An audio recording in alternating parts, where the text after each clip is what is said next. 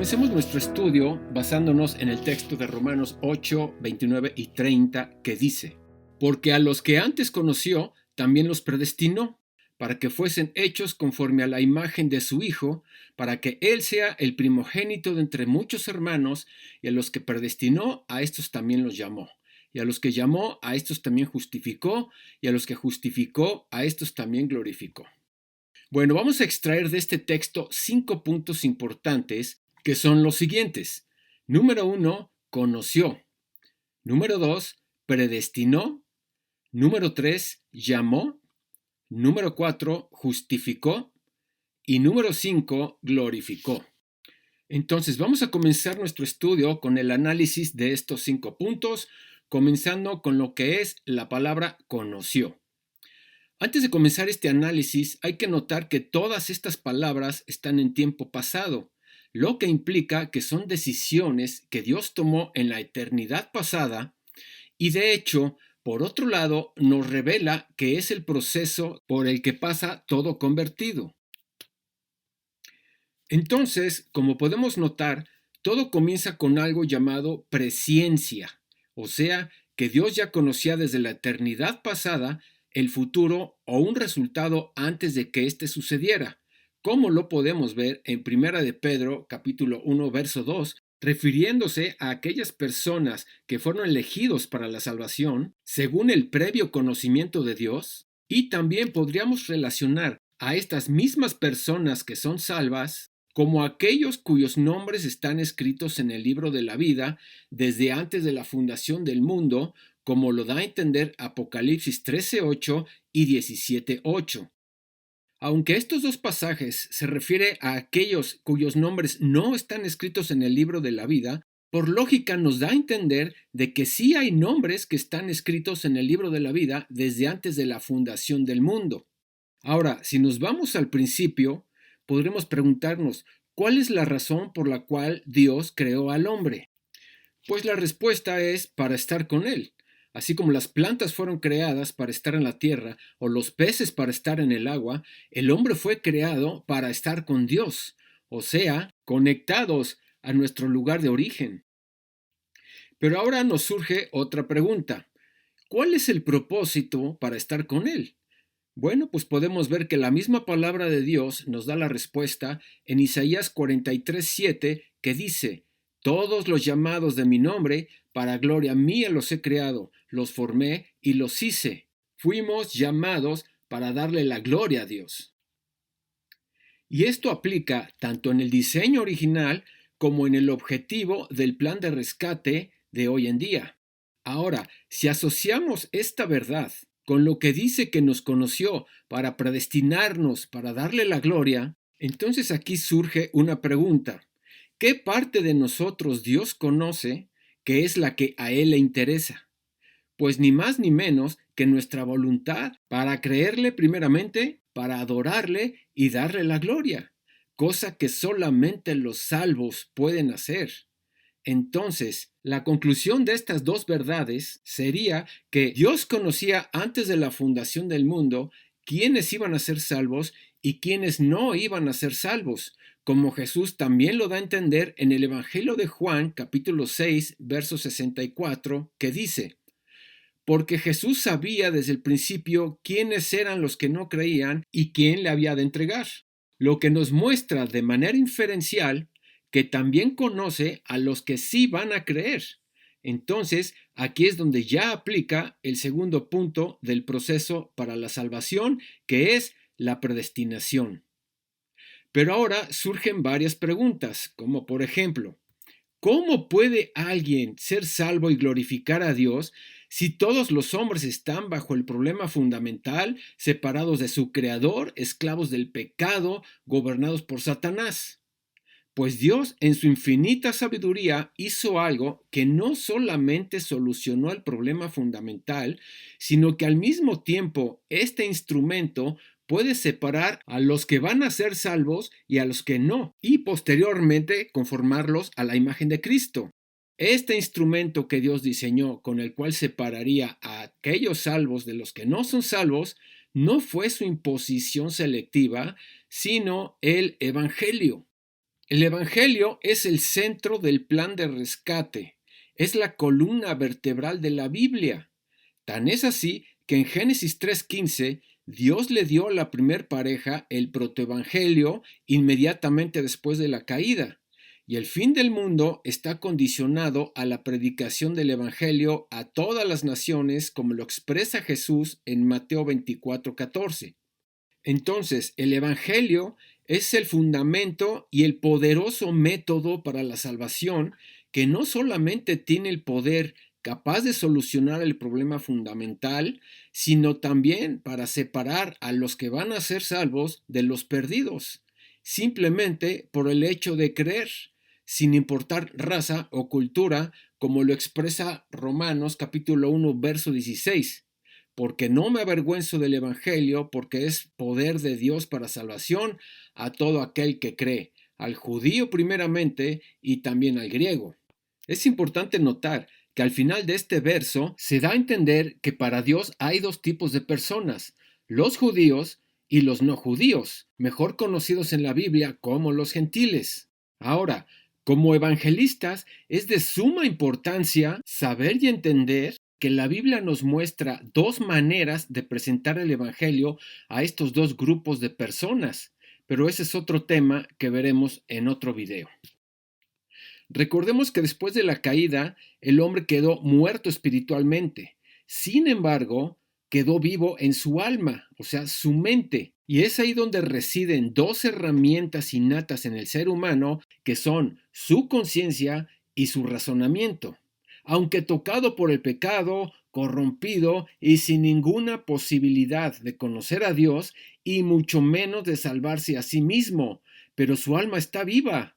Y a través de estas dos herramientas vemos cómo es que Dios va a juzgar a aquellos hombres que nunca escucharon el Evangelio, como lo expresa Pablo en Romanos 2, 14 y 15.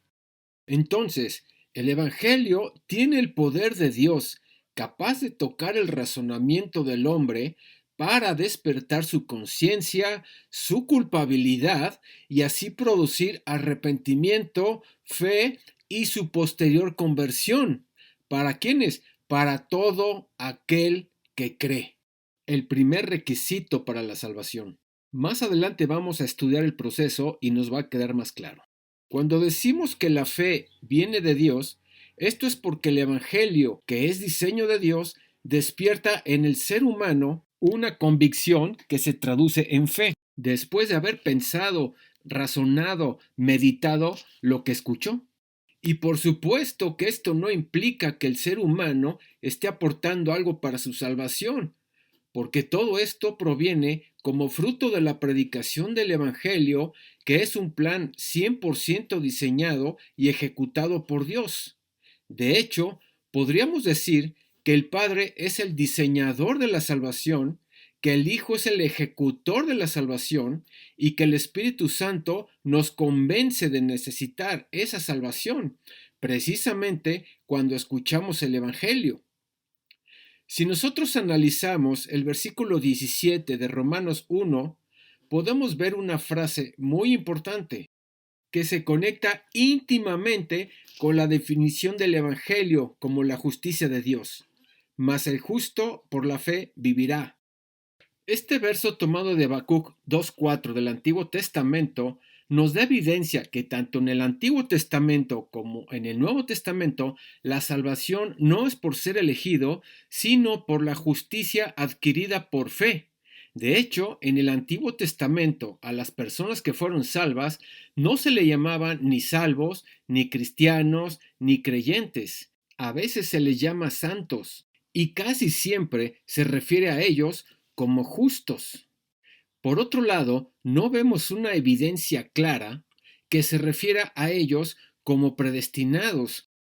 Y aunque hay algunas referencias en el Nuevo Testamento que parece que dice lo contrario, en realidad en el Antiguo Testamento todo gira alrededor de que en la soberanía de Dios Él preparó personas, circunstancias con una función específica, porque el fin de todo esto era levantar la nación de Israel, porque de ésta provendría el Cristo, que es el ejecutor de la salvación, o sea, el centro del Evangelio.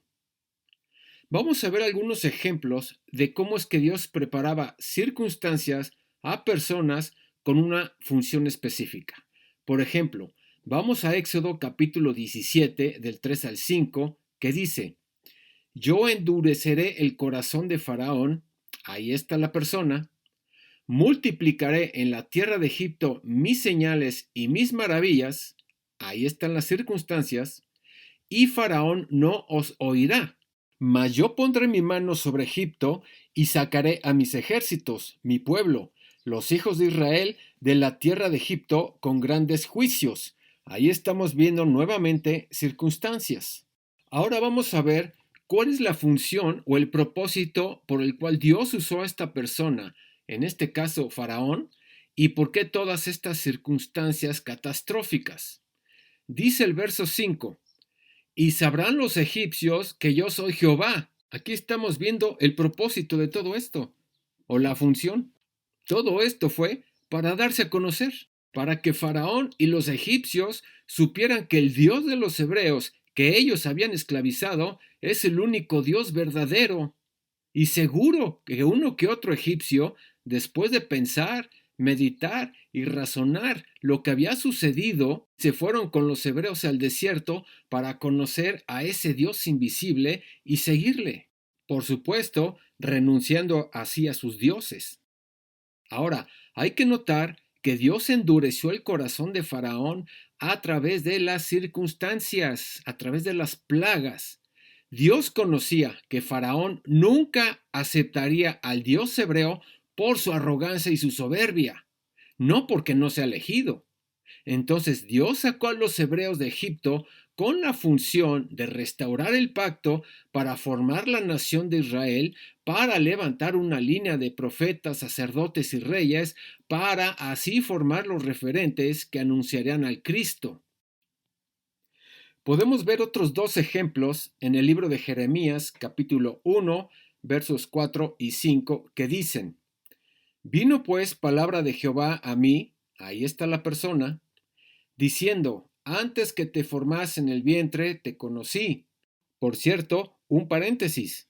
Esta porción nos muestra claramente la presencia de Dios. Y antes que nacieses, te santifiqué. Aquí estamos viendo la circunstancia. Te di por profeta a las naciones. Ahí está el propósito o la función por la cual Dios lo santificó, porque Dios conocía el corazón de Jeremías, que iba a obedecer la voluntad de Dios. Otro ejemplo lo podemos ver en el mismo libro de Jeremías, capítulo 25, verso 9, que dice así: He aquí enviaré y tomaré todas las tribus del norte. Ahí están las circunstancias, dice Jehová. Y a Nabucodonosor, rey de Babilonia, aquí estamos viendo a la persona, mi siervo, y los traeré contra esta tierra, contra sus moradores. Aquí estamos viendo el propósito o la función. Todas estas circunstancias, personajes que Dios levantó en el Antiguo Testamento, tenían la función de preparar la plataforma para la salvación que Jesús cimentaría por su obra en la cruz para aquellos que Dios en su presencia ya sabe quiénes iban a recibir el Evangelio, ya sea judíos o gentiles. Y aún hay más, no solo otorgó la salvación, sino también podemos ver en varios pasajes a varios personajes a quienes les dio revelación, múltiples bendiciones, entendimiento, dirección, etcétera, incluyendo a personas que no eran del pueblo de Dios. Por ejemplo, a Nabucodonosor le reveló quién era Dios a través de sueños. A Isaías el ver el trono de Dios y al Dios mismo. Claro, esto le reveló su condición humana de perdido, pero lo más glorioso fue haber recibido el perdón a través de ese carbón que salió del trono de Dios que representa a Cristo. También, por ejemplo, podemos ver que a Daniel le reveló a través de sueños los imperios mundiales que se iban a levantar en un futuro y el fin del mundo. Y así podemos ver muchos ejemplos en el Antiguo Testamento. Pero de igual manera podemos ver en el Nuevo Testamento cómo es que a Pedro le dio la revelación de que Jesús es el Cristo. al etíope de Hechos 8 le envió a Tomás para poder entender la escritura, la revelación de Isaías 53. Por cierto, aquí podemos ver nuevamente la persona, circunstancia y una función. A Lidia le abrió el entendimiento ante la predicación de Pablo y así formar posteriormente la iglesia de Filipos. A los de Éfeso les dio respuestas mucho más grandes de lo que pedían, como lo dice el capítulo 3, verso 20. De la misma manera, mi estimado convertido, Dios puso a personas y circunstancias en tu vida para que fueses salvo, porque Dios ya sabía desde antes de que nacieras que tú ibas a creer en el Evangelio y que le ibas a recibir.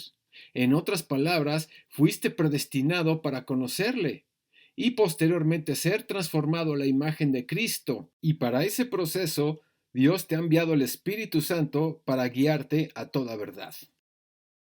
Pero también podemos ver cómo es que Dios obra con aquellos que sabe que nunca le van a recibir, como es el caso de Judas.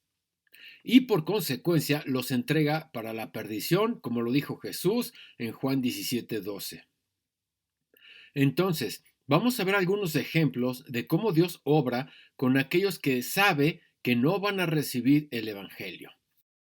Segunda de Tesalonicenses, capítulo 2, verso 11, dice: Por esto Dios les envía un poder engañoso para que crean la mentira, a fin de que sean condenados todos los que no creyeron a la verdad, sino que se complacieron en la injusticia. Aquí vemos claramente la razón por la cual fueron condenados, por no creer la verdad, o sea, rechazar el Evangelio. Y en el contexto de este capítulo está hablando del futuro dictador mundial, y en el verso 10 vemos que dice: y con todo engaño de iniquidad para los que se pierden, por cuanto no recibieron el amor de la verdad para ser salvos.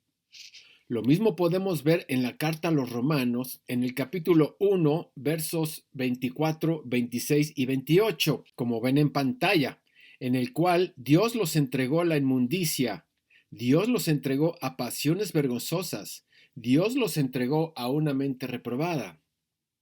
Este último verso vemos la razón por la cual los entregó a una mente reprobada, por no tener en cuenta a Dios.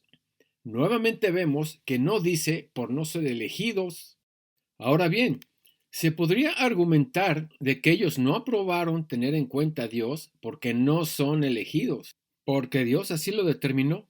Vamos a pasar al siguiente punto, cuando Dios nos llama o nos llamó, y así nos va a quedar más claro el panorama. El medio por el cual Dios nos llama es cuando escuchamos el Evangelio. Y la llave que abre la puerta a la salvación es creer, y creer implica libertad de decisión para hacerlo. Ahora, ya vemos desde el Antiguo Testamento cómo Dios le dice a Israel en Deuteronomio 30:19 que escojan la vida, que escojan la bendición, que le sigan a Él, que sean fieles, que obedezcan puntualmente la ley. Y esto implica decisiones, la libertad de escoger entre obedecer y no obedecer. Ahora, en el Nuevo Testamento, en Romanos 10:4, Pablo les dice que el fin de la ley es Cristo para justicia a todo aquel que cree. Y esta frase, a todo aquel que cree, se repite docenas y docenas y docenas de veces en el Nuevo Testamento. Entonces, cuando en la Biblia vemos que algo se repite constantemente, es de suma importancia. Entonces, esta acción de creer, o mejor dicho, esta respuesta al llamado, es una invitación abierta de parte de Dios al mundo entero. Por eso la importancia de ir y predicar el Evangelio a todas las naciones, para que se salven a través del Evangelio, ya sea visto desde el punto de vista jurídico para los gentiles o visto desde el punto de vista mesiánico para los judíos. ¿Qué sentido tendría esto si de todas maneras los que están predestinados para salvarse se van a salvar, hagan lo que hagan? Vamos a ver cuáles son las tres razones por las cuales Dios condenará a los gentiles y cuáles son las tres razones principales por las cuales Dios condenará a los judíos. En el caso de los gentiles, podemos ver en el Evangelio de Juan capítulo 3, verso 19, que dice: y esta es la condenación, que la luz vino al mundo y los hombres amaron más las tinieblas que la luz, porque sus obras eran malas. Aquí vemos claramente las tres razones por las cuales Dios va a juzgar a los gentiles. Número 1, por rechazar la luz. Número 2, por amar las tinieblas. Y número 3, porque sus obras eran malas.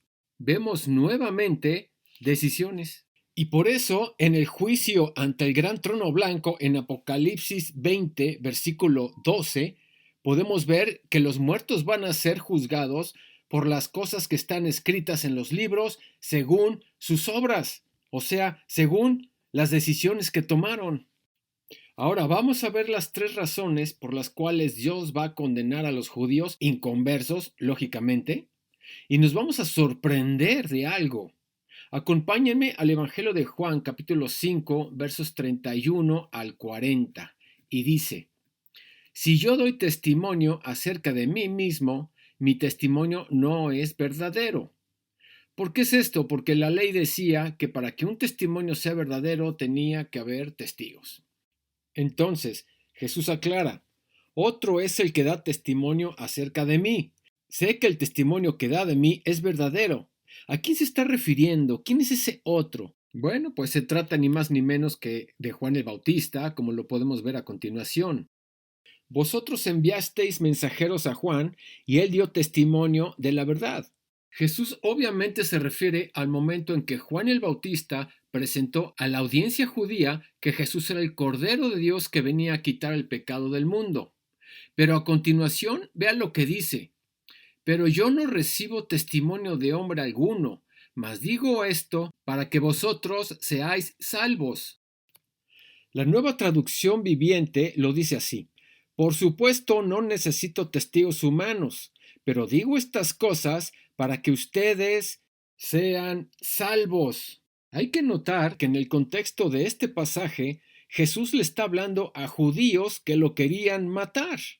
Y lo sorprendente es que al final de este texto, como acabamos de ver, está hablando de la posibilidad que estos enemigos de Jesús tenían para ser salvos. Jesús no hubiera mencionado esto si estos enemigos hubieran sido predestinados para la perdición. En el versículo 35 y 36 dice: Él era antorcha que ardía y alumbraba, y vosotros quisisteis regocijaos por un tiempo en su luz. Mas yo tengo mayor testimonio que el de Juan.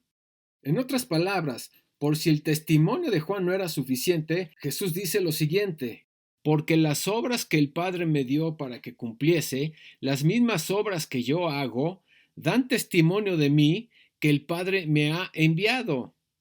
O sea, todos los milagros y las obras que Jesús hizo eran un testimonio precisamente de lo que él decía, que él era el Cristo. Versículos 37 y 38. También el Padre que me envió ha dado testimonio de mí. Nunca habéis oído su voz ni habéis visto su aspecto. Y chequen lo que dice: ni tenéis su palabra morando en vosotros, porque al que él envió vosotros no creéis. Versículos 39 y 40. Escudriñar las escrituras, porque a vosotros os parece que en ella tenéis la vida eterna, y ellas son las que dan testimonio de mí. Y vean lo que sigue. Esto es contundente. No queréis venir a mí para que tengáis vida. Entonces, en este pasaje podemos ver las tres razones por la cual Dios va a condenar a los judíos inconversos. Número 1, por no creer en el testimonio, ni el de Juan, ni el del Padre a través de sus obras. Número 2, porque no moraba la palabra en ellos. Pablo dice en Romanos 9:4 que de los israelitas es la adopción, la gloria, el pacto, la promulgación de la ley, el culto, las promesas, de quienes son los patriarcas y de los cuales, según la carne, vino Cristo. Y Jesús dijo, por otro lado, que al que mucho se le da, mucho se le exige. Ellos tenían las escrituras, pero la palabra no moraba en ellos porque su enfoque estaba en cumplir la ley, en ver los defectos de las personas y en su posición, en su dinero, en su prestigio. Y eso es un grave pecado. Pero lo más relevante y más impresionante de este texto es la tercera razón, que no querían ir a él. Y esto implica voluntad, decisiones. Jesús no les hubiera dicho esto si no existiera la posibilidad de que ellos se arrepintieran. Por lo cual, aquí no aparece nada acerca de que si ellos estaban predestinados para la perdición. Aún a estos hombres religiosos que querían matar a Jesús, estaba abierta la oportunidad de poder salvarse si alguno de ellos hubiera pensado, razonado, meditado lo que acababan de escuchar de Jesús. Y si hubieran escudriñado las escrituras para corroborar esto, entonces hubieran podido ser salvos. O más aún, muy probablemente muchos de ellos sabían que él era el Cristo, por la profecía cumplida de su nacimiento en Belén, porque venía del linaje de Abraham y David, y por los milagros que estaba haciendo. Pero pudo más su vida materialista, con la cual gozaban de prestigio y de comodidades. Ahora bien, ¿qué hay de estos versos, como por ejemplo Juan 6:44, que dice, ninguno puede venir a mí si el Padre que me envió no le trajere, y yo le resucitaré en el día postrero? Bueno, pues la respuesta para este versículo y muchos otros que parece que muestran una exclusividad, nos quedan claros si recordamos el contexto en el cual el Padre es el diseñador y director de la salvación, el Hijo es el ejecutor de la salvación y el Espíritu Santo el que nos convence de anhelar esta salvación. Entonces, deducimos que el Padre como director es el que mueve las circunstancias a las personas a favor de aquellos que él sabe que van a recibir el Evangelio y después los presenta a Jesús, el ejecutor de la salvación. Por lo tanto, lo que Jesús da a entender en este versículo es que nadie puede saltarse la voluntad del Padre. Y esto mismo lo confirma en Juan 6:37, donde dice, todo lo que el Padre me da, vendrá a mí, y al que a mí viene, no le echo fuera. Y esto también concuerda con lo que dijo Jesús en el Evangelio de Juan capítulo 5, verso 19, que dice, no puede el Hijo hacer nada por sí mismo, sino lo que ve hacer al Padre, porque todo lo que el Padre hace, también lo hace el Hijo igualmente. Entonces, teniendo en mente la función de cada uno de los miembros de la Trinidad con respecto a la elección para la salvación, vemos que todos los versículos que hablan de esta aparente predestinación para la salvación de solo algunos, como por ejemplo Juan capítulo 10, versículo 26, Hechos 13:48, el capítulo 9 de Romanos, que por cierto, el contexto de este capítulo no está hablando de la elección para salvación, sino la elección para una función. Y ahí sí, cuando Dios elige a alguien para una función, ahí sí nadie puede resistirse. Otros versículos como el capítulo 1 de Efesios, versos 5 y 11. En fin, todos estos versículos, si los ponemos bajo la perspectiva de las funciones del Dios Trino para la salvación, estos cobran sentido, haciendo que todo encaje sin forzarlos de manera eisegética. Ya para cerrar este punto del llamado y al mismo tiempo complementar lo que estamos viendo, vemos en Segunda de Crónicas capítulo 19 verso 7 que dice que Dios no hace acepción de personas, lo que contradice la doctrina de la predestinación impositiva de parte de Dios. Si así fuera, Dios estaría haciendo acepción de personas. Pasando al cuarto punto de este estudio, la justificación, este es el primer resultado de la conversión de cualquier persona y el primer paso para comenzar a ser transformado a la imagen de Cristo. La justificación tiene que ver con mi pasado, ya que a través de la propiciación fue quitada mi culpa por el pecado y me fue imputada la justicia de Cristo sobre mi vida. Ahora bien, siendo un tema tan amplio y tan importante, lo voy a exponer en otro video en el cual vamos a ver la doctrina de la justificación. Y ya pasando al último punto, que es la glorificación, este es el último resultado de la conversión, o sea, el producto final que tiene que ver con mi futuro. Después de que dejemos este cuerpo y seamos revestidos con un cuerpo semejante al de Jesús resucitado, sin la presencia del pecado. Entonces, ya para cerrar, si nosotros revisamos los 5 puntos que estudiamos, y si la justificación tiene que ver con mi pasado y la glorificación tiene que ver con mi futuro, ¿qué hay en el presente? Lo que hoy en día está vigente es el proceso de santificación, que es el proceso que le quita poder al pecado. Pero aquí surge una pregunta curiosa. ¿Por qué Pablo no lo menciona en el pasaje de Romanos 8, 29 y 30? ¿Qué acaso se le olvidó? Claro que no. Lo que pasa es que tanto el conocimiento como la predestinación, como el llamado, como la justificación y como la glorificación son cosas que le competen a Dios. Y aunque a nosotros los convertidos se nos ha dado la santificación posicional, a nosotros nos compete en su totalidad en la práctica vivir la santificación. O sea, es una cuestión de voluntad, el tomar decisiones para practicar la santificación. Entonces, teniendo en mente esto, como conclusión, reflexionemos en lo siguiente. Si todos los cristianos están totalmente de acuerdo en que el proceso de la santificación de un convertido es responsabilidad suya, llevándola a cabo a través de la toma de decisiones basadas en la palabra, con la firme convicción de que Dios es santo y por eso busca agradarle a Él, ¿por qué no pensar, después de todo este análisis, que el proceso de la salvación de un inconverso es responsabilidad suya, llevándola a cabo a través de la toma de decisiones basadas en el Evangelio, con la firme convicción de que es un pecador y por eso busca reconciliarse con él? Entonces, así como es responsabilidad de cada uno vivir en la santificación, de la misma manera es responsabilidad de cada uno si creer o no creer el Evangelio. Y como mencioné anteriormente, esto no quiere decir que esté participando para mi salvación.